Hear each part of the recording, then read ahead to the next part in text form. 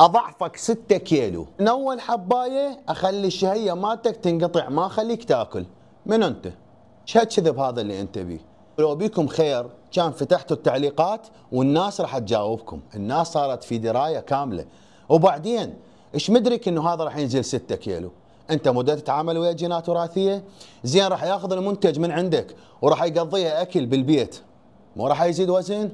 لان هذا المنتج راح يعطيه قابليه على اخذ هوايه من الاكل، راح يصير عنده قابليه مال اكل عاليه. غير تفهمه تقول له المنتج هذا يتكون من فلان شيء وفلان شيء، وهذا المنتج لازم عليك تلتزم وياه بالنظام الغذائي وشويه رياضه.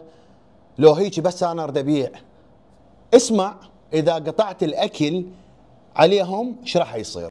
نقص تغذيه، منتهي من عندها، ضعف الطاقة والتركيز، راح يصير عنده خمول وراح يقوم بعد اصلا ما يفكر، وعصبي 24 ساعة، تدهور بالكتلة العضلية، عضلاته تصير هزيلة، ما يوصل لها اكل، انت حضرة جنابك قاطع عليه الاكل، مشاكل بالجهاز الهضمي، الامعاء والمعدة مالتك والقولون، اضطرابات نفسية، راح يصير مخبل من وراك، خلل بالهرمونات وخصوصا النساء، باكر عقبه يصير عندكم التهابات وتكيس.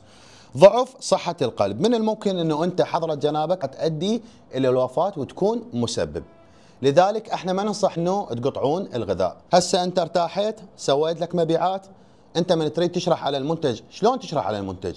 تقول له من شنو يتكون وشنو راح يسوي لك، ورجاء وياه شويه التزام مع رياضه حتى ينزل الدهون المتراكمه عندك خلال هاي السنين اللي انت سويتها، وتفهمه المنتج شنو. باقي الشرح على هاي النقاط بالكابشن، افتهموها كل زين وديروا بالكم من هاي الاعلانات، ودائما انا اقول لكم صحصحوا وياي افيدك.